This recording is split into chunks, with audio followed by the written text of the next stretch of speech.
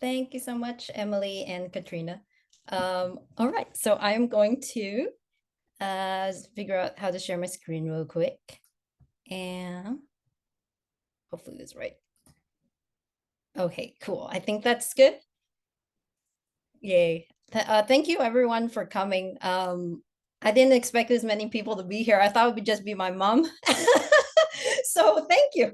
It's an honor, and it's an honor to be here at Gothica, as I've been to several of these sessions before, so I'm like as an audience member, so this is special. All right, so let's get into it. This is children's horror Gothic, children as audience and author in horror cinema. My research focuses on exploring children's opinions of horror. We'll dive into the following questions. What type of horror films do children enjoy? What type of horror films do children create? 3, how do the answers to these questions challenge existing scholarly and industrial definitions and understandings of horror for children? To kick off this section, here is a clip from Rated K for Kids by Kids, an 80s Nickelodeon series where young people shared their opinions of films. Let me know if you can't hear the clip. It might be low for this one, but it should work. Tired of waiting for grown-ups to take you to the movies? Isn't it about time you get kids' views on the latest movies and home videos? Isn't it about time you see interviews with your favorite stars? It's about time for Rated K for Kids by Kids on weekends at 4, 3 Central on Nickelodeon. It's about time.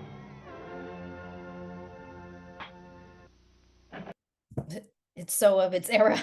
Um, there are organizations that see the value in teaching film criticism as it cultivates creativity, reporting and writing skills, while encouraging the film industry to respect what children have to say. Quote starts, in the same way that we take for granted that society has a responsibility to help children to read and write, to use and enjoy words, we should take it for granted that we help children and young people to use, enjoy, and understand moving images, not just to be technically capable, but to be culturally literate too. This is from the chairs of BFI, Film Club, Film Education, First Light Movies, UK Film Council, and Skillset. Across the internet, there are guides to help adults determine which films are appropriate for children. There are significantly fewer sites that showcase children's criticism of films, but they do exist. There is the US-based commonsense.org, a media advocacy group that works to make the digital world better for kids and families. A section of their site is Common Sense Media, which includes a review section where parents and children post their reviews of films. There can be anything from Pixar's Turning Red to the infamous Gorefest Terrifier 2. Here's an example of the differing opinions on Terrifier between an adult and a child. David R., a parent of an 11, 12, and 14-year-old, rated it 2 stars and said, this movie needs to be 23 and up, while Horror Lover 21, who is age 13, rated it 4 stars and said, I saw it the day it came in theaters because I love Terrifier. Another site is the UK-based Intofilm, a charity for film and education that includes resources for educators for classes and clubs. To encourage children to become film critics, they offer review writing for primary and secondary age students, available in English, Welsh, and Scottish Gaelic. Like Common Sense Media, reviews from children can be found on Intofilm. 13-year-old Rory rated The Nightmare Before Christmas a 5, even mentioning how Tim Burton didn't direct it because he was busy directing Batman Returns. Then there's Frasier. I wonder what age, but they were really brutal. And they wrote, "'Twas the night before Christmas and all around the house. Everybody was bored of this film, even the mouse." Like, damn. Into Film holds a Review 500 contest where members aged 19 and younger write a 500-word review on a film from a selected group. The winner receives cinema vouchers. Here is 2020's Reviewer of the Year, Archie, age 16, with Amelia Clark of Game of Thrones, and the 2019 winner, Frankie, age 12. As we can see, children can be very vocal about their opinions, and there are some who even practice film criticism professionally. A young film critic of note is Perry S. Chen. Perry has been acknowledged as a professional film critic and filmmaker and was featured on TEDx, Variety, NPR, and other media outlets. He started reviewing films at age 8. Through the Animation World Network, he reviewed films with a child-friendly starfish rating system, the best being 5 out of 5 starfishes. I make jokes that are funny and quirky, like, if vegetarians eat vegetables, then what do humanitarians eat? Perry has so many talents that we haven't even mentioned the one that first brought him fame. This is my website. I started this website in 2008. Since the age of 8, Perry has been a nationally recognized film reviewer. I've written over 80 reviews, so I have a lot of experience, maybe even 90 now. So this is my latest review, which is Brave. So I'll just read you the critique. Brave is a ravishing film full of humor, action, and stunning imagery. This movie is the first Pixar film with a girl as a character. The film is a feast for the eyes, especially the scene of Merida in the woods and the cryptic blue wisps. The moral of Brave is impatience and haste may yield disastrous results. Perry reveals a moral to another story. I think the moral of my story and my life is you're never too young to start, and the journey of 1,000 miles begins with the first step. Perry's little feet have made deep imprints. When he joined the San Diego Press Club at age 10, he was its youngest member. He is also the youngest winner of the club's Excellence in Journalism Award. And he is the youngest professional animator in the United States and possibly the world. It's great to have broken barriers and to do what I love to do, and to make a living and a job from it. I hope that my breaking the barriers will help inspire other kids to do what they love to do, whether it be sports, music, or science, anything that you're passionate about. Just go out and do it and follow your dreams. If you love what you do, you never work a day in your life, and that means that if there's something that you're passionate about, you're not really working. It's like fun. This is how Perry sees his future. The How to Train Your Dragon director, Dean DeBois, promised that he would hire me when I grow up, and he would hire me to DreamWorks. DreamWorks would really make my dream work. And a last piece of advice from the irrepressible Perry Chin. Always have a goal and go for it. Perry's work proves there's no limit to childlike imagination. Perry Chen is certainly a talented and inspiring 12-year-old breaking all barriers. Yeah, you gotta live life and Quite an impressive career for someone who is not yet even a teenager. It's no surprise that he was a credentialed critic, as his writing displays great care and understanding of film. In a review of Frankenweenie, he expresses what he finds to be the positive and negatives in the story while considering the moral. People fear what they don't understand. Even death cannot break the bond between two friends. You can only achieve what your heart believes. While Perry came into this field independently, there are organizations that encourage young people to pursue film criticism and journalism. One is Kids First. Kids First is part of the Coalition for Quality Children's Media, a national nonprofit organization that hosts a film critic course as well. Their mission statement is, because children are influenced so much by the media around them, We believe that by teaching them to look at media more critically, they can make their own good media choices. Rather than tell kids what to watch and what not to watch, the goal of this course is to empower kids to make their own critical media choices. I love to let that statement sink in. Empower kids to make their own critical media choices. That's very powerful, to give them tools to make their own decisions. Kids First has over 65 child and teen reporters review the latest films pre-release, interview talent, and explore behind the scenes of programs in development. These reviews are on their YouTube channel, and critics are chosen through an online audition process. Here's a review of Haunted Mansion by Connor.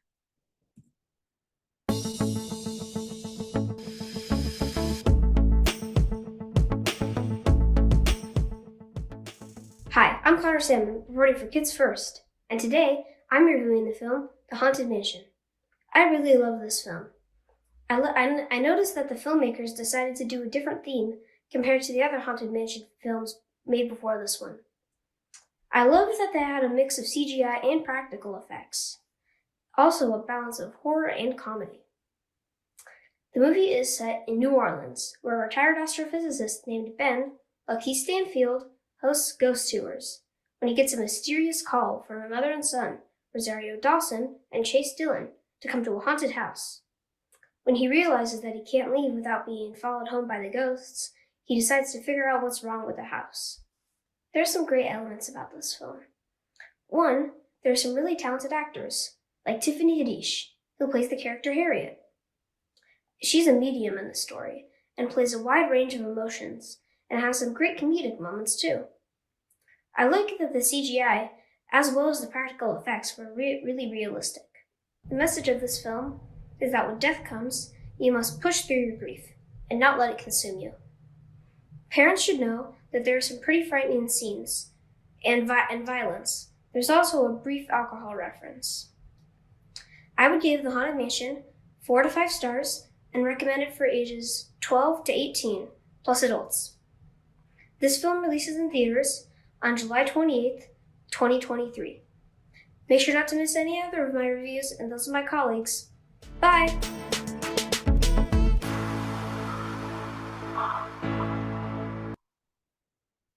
In all the review clips, such as Connor's, it follows a structure of the film's synopsis, the performance, genre, overall messaging, and what age group it may be appropriate for. While Kids First does a fantastic job of providing opportunities for children in film criticism and reporting, there could be more room to let their personalities shine. The reviews tend to feel very controlled, with no challenging to the film ratings or other elements, as we saw on the Common Sense reviews. Overall, these are examples of how children are not only capable, but excel in articulating their own critical analysis and debates in cinema. If this is true, then why do most children's horror media undermine the intelligence of its young audience? In an interview with Bloody Disgusting, Oz Perkins, the director of Gretel and Hansel and Longlegs, asks, "Where's Gremlins today? Where's the thing for kids that's just slightly too freaky, that just sort of trusts kids to be able to take care of themselves and to be able to emerge out from the other side?" And there's just not a lot of those. As I'm in the early stages of interviewing children for my research, I've seen a pattern that they prefer adult-rated horror over children's horror. This opinion was highlighted on a wider scale when the film Megan is Missing was popular on TikTok. During the pandemic, the 2011 found footage horror film went viral on TikTok almost 10 years after it was released. It spawned multiple reaction videos and news articles. It is not intended for children and was banned in New Zealand alongside films such as Cannibal Holocaust and a Serbian film. Yet children and young teenagers were watching and praising the film online. Ta-da! and here we are, the stars of the hour on Amy's new video camera.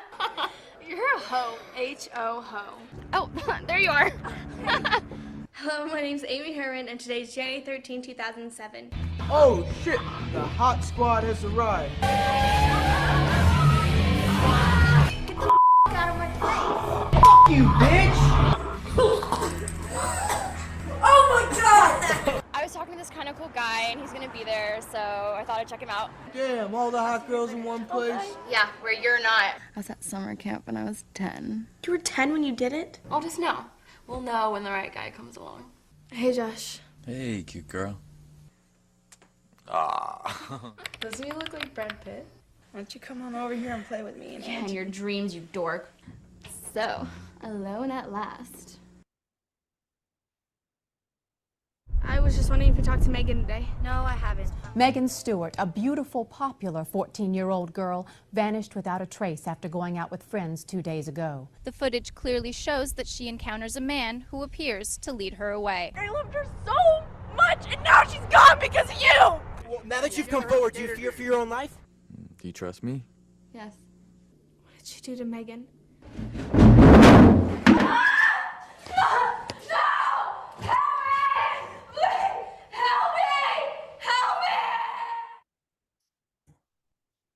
Many film critics panned the film as it shows 14-year-olds cursing, discussing sex, and other disturbing imagery.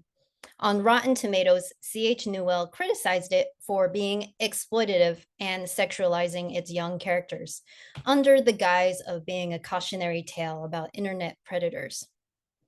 On the other hand, it has been resonating with many children.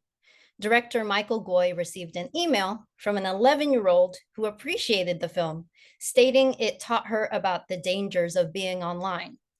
Horrified, he said children should not be watching his film. In an interview, actress Amber Perkins, who plays Amy in the film, noted the resurgence in popularity was most likely due to its video chat motif. Considering the film was released in 2011, it was ahead of its time in how most young people use FaceTime and Zoom today. Other horror films that have gone viral on TikTok include The Poughkeepsie Tapes, Jennifer's Body, Antrim, the works of Cecilia Condit, and Hereditary. All of these films are rated 15, 18, or are unrated. While I'm not suggesting that we should encourage children to engage more with potentially traumatic films, I do feel that this provides insight into how many children are seeking more complexity in their horror storylines. The fears for this generation differ from the fears of years past. When I interviewed teen correspondent Gory Corey of Fangoria in 2020, we discussed how fears evolve through the generations.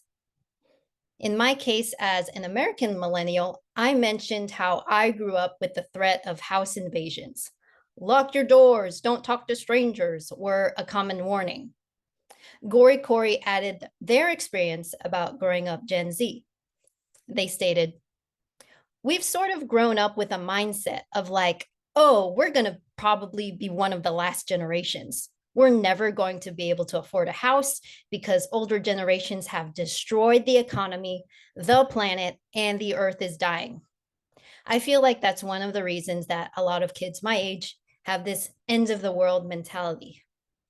We don't want to see movies about school shooters. Slashers as the next subgenre are coming back because they're close enough without being right on the nose of what we deal with. End quote. Child psychiatrist Dr. Steven Schulzman says there are children watching more horror than ever, stating, if kids like and embrace horror more than they used to, then that affinity should be our wake-up call. I don't think it's these movies that are affecting our youth. I think these movies reflect our youth. And what better way to see what reflects our youth than by watching the horror films they make? Directing is an ambitious role, not for the faint of heart, even for adults. It's physically and mentally challenging to lead a cast and a crew for a feature film, a process that may take months up to several years. A question often raised is, Can children be considered legitimate filmmakers, or is it child's play? There are many young filmmakers who create films that are more sophisticated than the average home video. Instead of simply lifting a camera and improvising, these took much preparation. They displayed a self-awareness and passion that elevated their work. The youngest recorded director is Sagat Bista from India, who directed Love You Baba at 7 years old and is a member of the Film Directors Guild of Nepal. The Florida Project actor Brooklyn Prince directed her first short film, Colors, at 8 years old, which was a curated by Facebook project. In the horror sphere, there are several child horror filmmakers, and I will focus on 3 who have vastly different artistic approaches to the genre. Emily Higgins from America, Alice Mayo McKay from Australia, and Nathan Ambrosioni from France. Emily Higgins is the most well-known child horror director due to the media coverage that surrounded her first feature film, Pathogen, a zombie film released in 2006. After seeing the Australian zombie film Undead, she decided to pursue film directing. The blend of horror, comedy, and gore opened new worlds and inspired her to help on independent film sets as she was too young to apply for film workshops. She wrote the screenplay for Pathogen at age 10. Production began at age 12, where she filmed over summer break, holidays, and weekends, a total of 11 days on an estimated $7,000 budget. Vinegar Syndrome called Pathogen one of the most accomplished horror movies ever made by a person before they could legally drive a car.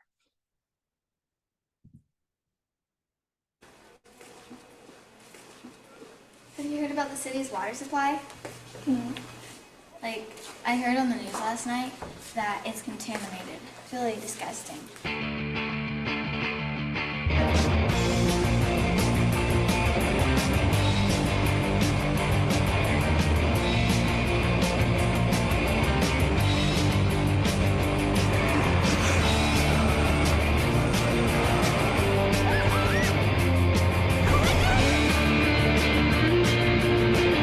People are being bitten, and some of those people have been previously identified as being dead.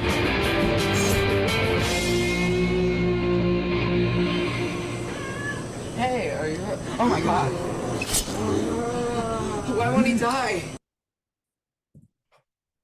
The film is about the aftermath of a failed experiment during a group of scientists' search for the cure for cancer. When a lethal nanochip makes it into the city's water supply, it spreads a virus that turns anyone who drinks it into zombies. The protagonist is middle schooler named Danny, portrayed by Rose Cantleglu. She gathers her classmates to seek out the cause of the virus and stay alive. Hagen specifically chose the zombie subgenre because there were rules to follow that would help structure the story. While watching the film, it's clear that it was directed by a zombie fan, as the tropes used are clear and effective. The slow-moving pace of the zombies, the mistrust between the survivors, the virus element. As a filmmaker, Higgins chooses to tell the story through a child's perspective. In this, we see themes of apathetic adults, tensions within friends, and children shown as being capable of taking care of themselves without supervision. Whilst in many adult-directed horror films, children are seen as reliant on adults for safety or knowledge. Today, Higgins is in her 30s and has continued to thrive in the horror genre. It appears the lighthearted horror comedy has felt most true to her filmmaking style, with her most recent feature being a breakup possession film titled Sorry About the Demon. Alice Mayo McKay is a transgender neurodivergent filmmaker from Australia called The Future of Horror by former Salem Horror Fest director Kay Lynch. She conceived her first feature, So Vam, at age 15, but already cut her teeth directing shorts since age 11 when she founded One Manor Productions. Her work is a groundbreaking contribution to children's horror, as queerness in the subgenre is limited. though Paranorman is recognized as having the first gay character in an animated film. In an interview with Dread Central, McKay discusses the importance of queer horror. Seeing yourself reflected in a film can be really powerful and meaningful. This is especially the case in the horror genre, where gender non-conforming or queer-coded characters haven't always had the best representation. In contrast to Emily Hagan's lighthearted horror comedy styling of filmmaking, McKay opts for a darker approach. While there are moments of levity, McKay's films often explore themes of trauma, abuse, and found family. A lot's been happening lately, and I feel like I need to tell you it's kind of personal. Wait, I know you're gay. We all do.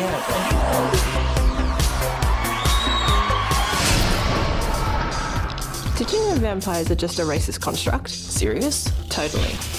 Take Dracula, for instance. It's literally about an illegal immigrant causing trouble and taking the woman. You know who we are.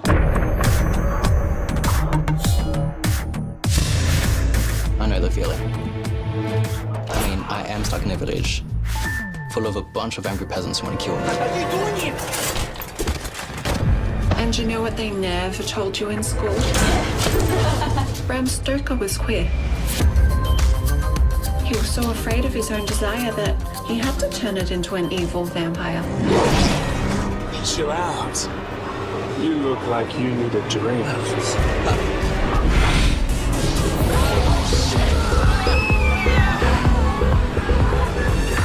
You were dying. I brought you back.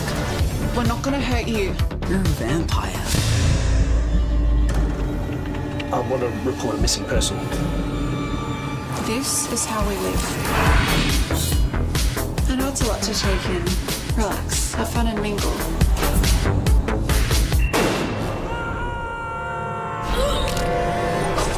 Where have you been? I thought you'd been killed or kidnapped or something like those jocks. I'll tell you everything, just come with me.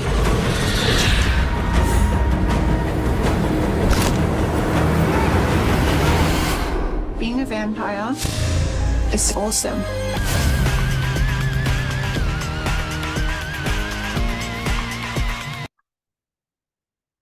In the film, it follows Kurt, portrayed by Sai, an aspiring drag queen who is kidnapped and nearly killed before a gang of rebellious vampires welcomed them into their gang. So Vam was shot in 7 days and had a predominantly queer, non-binary, and trans cast and crew. McKay co-wrote the screenplay with Ben Paul Robinson, her repeat writing partner. She finds inspiration in setting her films in the 1980s and 90s. While her favorite filmmakers include John Waters, Greg Araki, Rob Zombie, Cathy Yan, and others.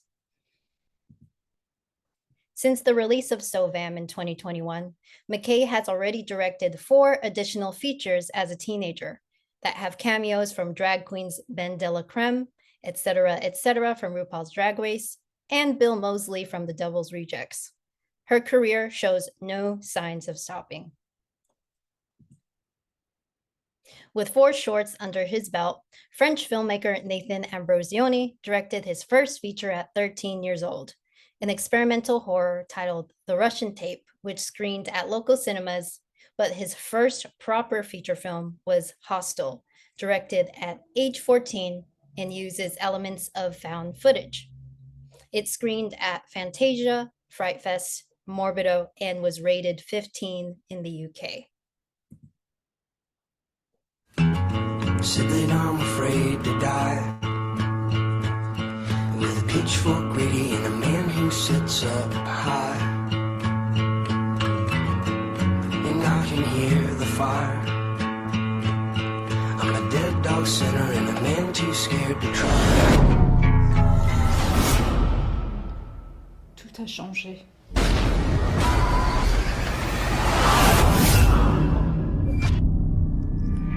Nous sommes là pour aider des parents qui adoptent des enfants mais qui ont des difficultés. Parle-nous de cet homme. Il est gentil avec vous? Vous savez, si longtemps il va pas être content. Anna? Émilie, qu'est-ce qu'elle a, ta sœur?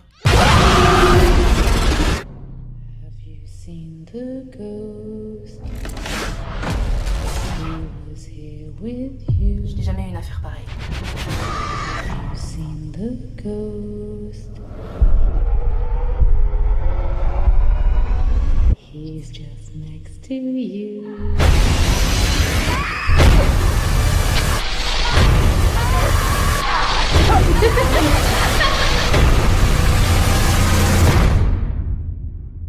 On va te trouver.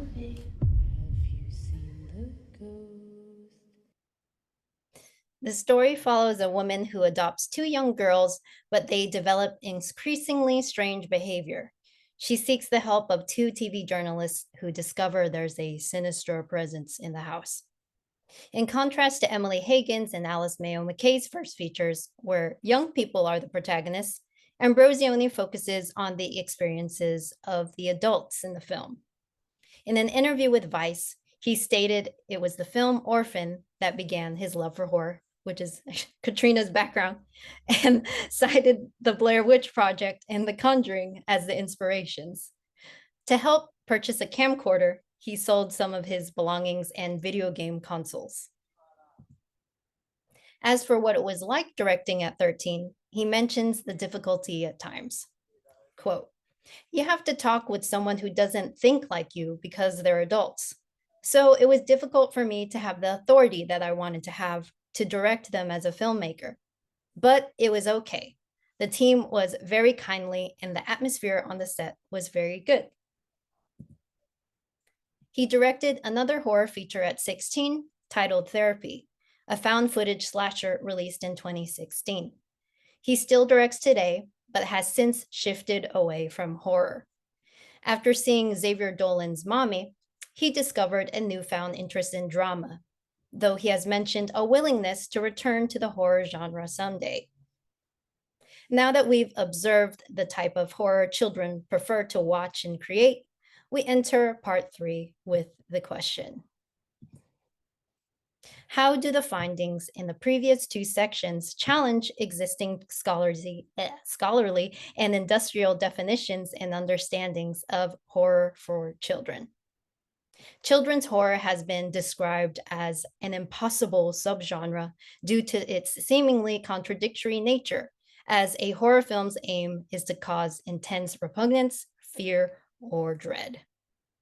Many wonder, how can children's horror be classified as horror if it must significantly lessen or exclude altogether several of the very aspects that are generally considered as making horror films horrific? There's no universally accepted criteria as to what classifies a film as children's horror in the same way that horror has been defined. This is due to the subgenre not having a consistent form, nor have critics established a canon for it, which was observed by Philippa Antunes in the book Children Beware. She mentions that children's horror is instead often referred to as fairy tales, in the case of Hansel and Gretel, a horror comedy like Gremlins, or animation like The Nightmare Before Christmas. For most, the catalog of children's horror includes films such as Coraline, Monster House, Night Books, and so forth. Their commonalities include that they are 1, a film targeted towards a child audience, 2, features a child protagonist or a reading of the monster as child, 3, it is categorized as horror and or incites fear in the viewer, and 4, it holds a child-inclusive rating. Antunes offers that the definition of children's horror should be as ambiguous as horror made for children, but I still find this definition to be limiting. We saw that children often enjoy or even prefer horror that's not intended for them at all. I suggest that we let the children define what children's horror is. Many adults may resist this approach, but as there is an anxiety about children engaging with this genre, believing it may be too intense, and they immediately conjure images of violence that may cause psychological torment. But in fact, many children actively seek out the horror genre and find pleasure in it. Edith Weiger, psychoanalyst, states, children in all times have had a certain longing for the gruesome, as exemplified in old fairy tales. This longing derives from the child's need to get beyond his home and nursery into a big world full of dangers, which he has already glimpsed and which has already created anxiety. The child has a longing to get acquainted with these dangers, but at a safe distance. In stories and radio programs, the child can master them by identification with the hero who masters them. This moral panic about the ways storytelling may negatively influence children has existed since ancient Greece and penny dreadfuls in the 19th century and reached new heights with the introduction of radio. The popularity of radio thrillers with young people was ranked as public enemy #1 among parents during the golden age of broadcasting in the 1930s and 40s. This response to radio was mirrored in the success of horror films in the 1930s, an era that is considered to have set roots with the children's horror film. Films such as Dracula, Frankenstein, and King Kong were popular with children, who were the largest audience segments in the cinema. According to children's horror scholars Catherine Lester and Philippa Antunes, it was not until the 1980s when children's horror truly emerged as a subgenre of its own. One popular film during the 1980s children's horror film trend was Gremlins, called by columnist John Rosamond as a completely pointless orgy of destruction, murder, and mayhem. Gremlins, rated PG in America, caused an uproar with adults and parents upon its release in 1984. The film was so violent, in fact, that Carl Hoffman, a film buyer, reported that 50 people walked out of a screening in the Midwest. Milwaukee Journal movie critic Douglas Armstrong stated that parents' faith in the movie rating system has been shaken. Forced to address the widespread concerns, then MPAA chairman Jack Valenti asked, who is smart enough to say what is permissible for a 13-year-old and not for a 12-year-old? Who can draw that line? Steven Spielberg became the man to draw that line.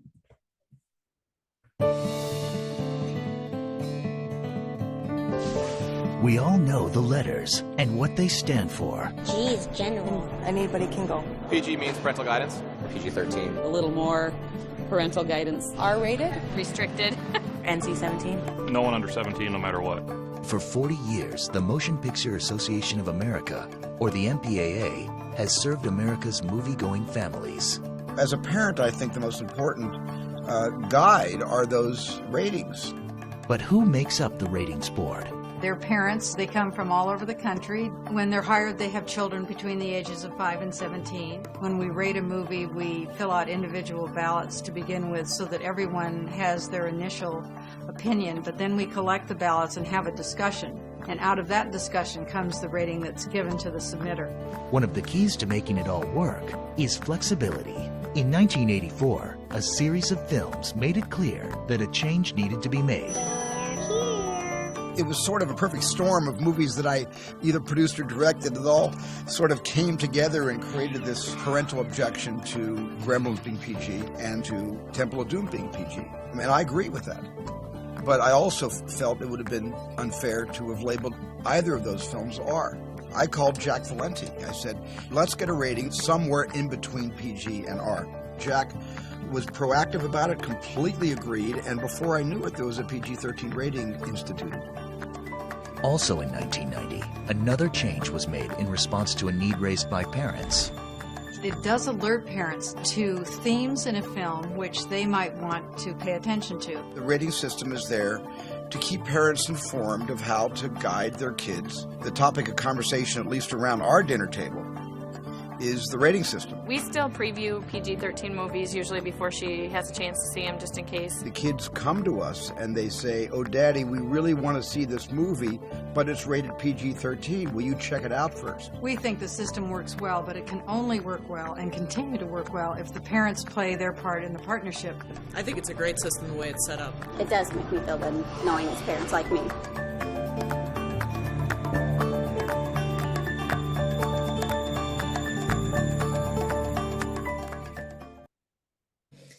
As the video shared, it was thanks to Gremlins, Poltergeist, and Indiana Jones and the Temple of Doom that the PG-13 rating was spawned. However, the clip also shows how the involvement of children in the rating system is non-existent. The responsibility is left on the adults to fully make decisions. Here's a clip where parents and children are interviewed after coming out of the premiere of 1979's Alien.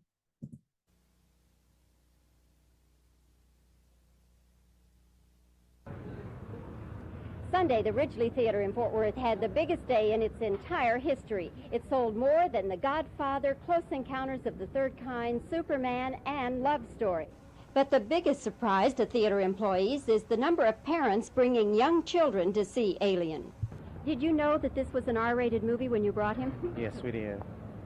Are you sorry you brought him? Yes, I am. Are you glad you saw it? Yeah. Are you sorry, sir, that you brought your son along to see Alien? No, ma'am, I think he should have seen it. It's something that he needs to know, that things like that could happen in life. That could be a true story based on, science. We never know what's going on the outside of the world. Did the movie scare you at all? Yes, ma'am, it did. We take him to see a lot of horror pictures and things like, because we like horror movies. We're horror buffs, I guess. Would you recommend to your little friends who are your age to go see it? No, I wouldn't. According to the National Association of Broadcasters Code, television cannot show you the more violent scenes from Alien. Several adults have walked out of the movie, but no parents with children have been seen leaving early. At $4 a ticket, perhaps they feel they have too much invested. Or maybe moviegoers don't equate sci-fi fantasy with real violence. Or maybe, as psychologists keep telling us, we Americans are becoming more and more immune to excessive behavior. Bobby Wygant, the Texas News. $4 a ticket, it's too much. But it's interesting because this is 1979, and as I've been interviewing children, Alien is still very popular with them. Like Alien Romulus came out recently, and that's been coming up a lot. As we wrap up on this subject of children as audience and author in horror, we observe a gap between what children are interested in versus what adults think children are interested in. The films of Emily Higgins, Nathan Ambrosioni, and Alice Mayo McKay display what they view as horror. Common elements seen in their work is a desire to see themselves on screen, whether through accurately portrayed characters or perspectives that showcase what they find to be horrific. In all cases, they did not limit the amount of violence, disturbing content, or complexity in the stories. Hostel was rated 15, while SOVAM and Pathogen are unrated, but both contain adult themes and gore that would not be present in films typically targeted to children. Higgins, Ambrosioni, and McKay's creativity and determination asks us as adults to reevaluate the way we see children as more than just becomings or people who do not yet have valid opinions or the ability to be responsible. When a child takes on a position in an adult-dominated field, it's an act of subversion because it showcases their skill in telling stories on their terms, leading a team, and they move forward despite how much doubt is placed upon them. I'm investigating children's horror more in my thesis as I interview children ages 9 through 15 and invite them to produce their own horror short film. The main creative team, such as director, editor, writer, cinematographer, will be within this age group. I'm still seeking participants, which I'm accepting submissions via email. In conclusion, if we truly want to learn more about children's horror and how children engage with the genre, we need to begin involving them in the conversation and stop speaking